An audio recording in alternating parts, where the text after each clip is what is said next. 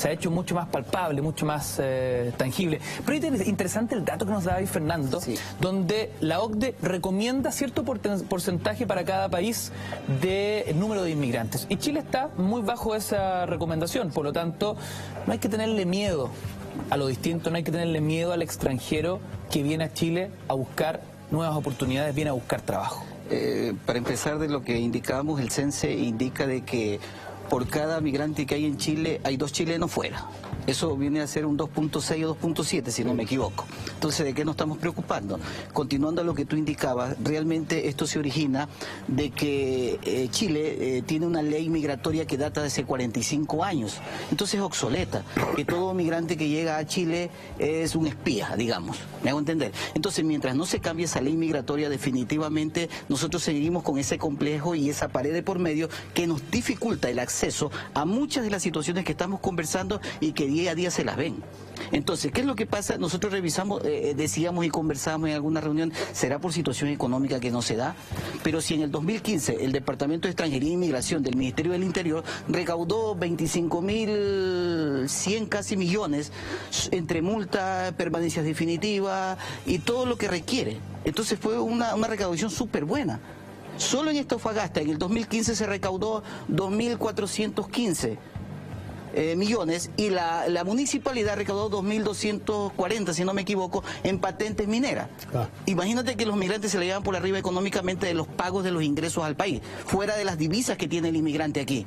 Entonces, a base de eso, creo que la ley migratoria es la primera condición que el inmigrante necesita para que se pueda cambiar este esquema que data de 45 años atrás. Yo creo que ahí se verían mejorías a nivel nacional. Las imposibilidades que tienen los migrantes en poder desempeñarse, desarrollarse. La mayoría de personas que están llegando de Venezuela ahorita en este momento, casi la mayoría son profesionales.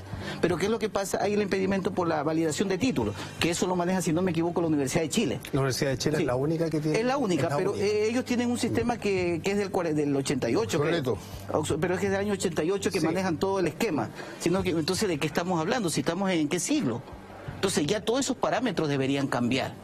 Entonces, ninguna de las personas profesionales que vienen aquí pueden desempeñarse como tal, sino ocupar otro tipo de trabajos y acciones en el momento que llegan, hasta poder tener la regularización de sus documentos como profesional. Entonces, mira Chile cómo está desperdiciando esta cantidad de profesionales que están llegando al país.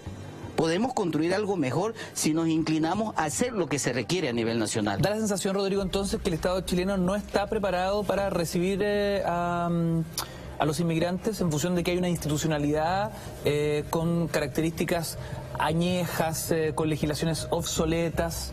Mira, Nata, cuando te hablé de la imagen, ¿cierto? Esa imagen institucional justamente muchas veces se constituye en esa imagen. Porque efectivamente, como decía Fernando, la ley data del año 75.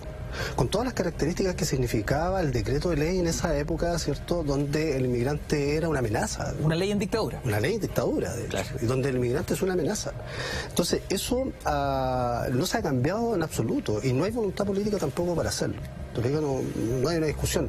Estamos frente a una realidad donde la institucionalidad no ha estado, yo te diría, a la altura de...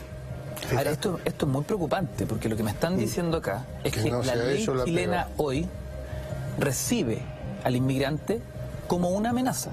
O sea, ese es el espíritu del decreto ley que se construyó en el año 75, pero y se mantiene. Bueno, de hecho es una ley que se constituye en un espíritu de seguridad nacional. O sea, la dictadura, todos sabemos y tenemos claridad cuál era el espíritu de la dictadura, y sobre eso el tipo de leyes que se construían a base y a punta de decreto. Hay que recordar de que no había poder legislativo, sino que solamente era la Junta la que, por el poder propio que tenía, ¿cierto?, desarrollaba todo este cuerpo jurídico, ¿cierto? Todo ese entramado jurídico de alguna manera tenía un espíritu que estaba basado en la lógica de la seguridad, ¿cierto?, de la desconfianza, y efectivamente todo lo que tenía que ver con aquellos que entraban al país tenían que ver con una amenaza. Recuerda tú lo que el pasado mes de junio, julio, en el Congreso se empezó a discutir un cambio a esta ley, ¿no? Sí. Sin embargo, llama la atención que esto no se cambiara entrados los años 90. No, bueno, de hecho eso tiene que ver, también es parte de lo que significó la transición a la democracia. O sea, muchas de las cosas que estaban dentro de la dictadura no se han cambiado hasta el día de hoy. Pero precisamente en eso lo que uno puede investigar, ¿cierto? Y darse cuenta, lo que hay son algunos instructivos presidenciales, ¿te fijas?, que indican y que van dando cuenta de cómo tienen los ministerios que tomar ciertas medidas frente a esta nueva realidad que se está dando. ¿Te fijas? Pero es una ley que en definitiva lo que te demuestra es la precariedad institucional en términos de la visión que tenemos como país, en términos de Estado, ¿te fijas?, frente a los inmigrantes. Yo creo que ahí uno debiera hacer una doble mirada, una que tiene que ver justamente con esta institucionalidad que es obsoleta y no da cuenta, te fijas, de una realidad. O sea, somos súper globalizados en términos económicos y miramos para el norte, te fijas, pero en esto somos súper provincianos, creo yo. Y por otro lado, creo que también hay una lógica cultural que se ha mencionado en varios puntos acá en este panel, que tiene que ver con esa lógica del miedo, el miedo al otro. ¿Te fijas? Aquí, y creo que hemos sido sumamente educados a lo largo, no solamente de los últimos 30, 40 años, sino que a lo largo de toda nuestra historia en torno a ese miedo al que es distinto. ¿Ah? Cuando hablamos de racismo, yo me gustaría decir que el racismo no solamente se expresa en un racismo aquí al extranjero, ¿te fijas?, o esa xenofobia al extranjero, fundamentalmente latino, sino que también somos muy racistas con nuestros pueblos, digamos. O sea, hemos sido tremendamente racistas con nuestros pueblos originarios, ¿te fijas?, con el pueblo mapuche, etcétera.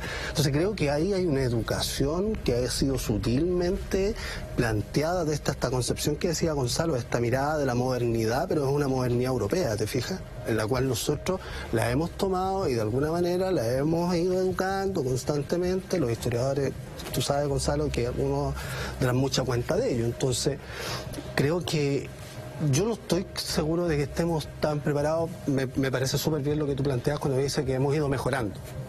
Me parece bien, pero creo que debemos mejorar mucho más. Por un lado, que es el tema institucional, cambiar absolutamente el espíritu de esa ley, y por otro lado, también construir una cultura que vaya en torno a entender de que hoy día la ciudadanía es diversa.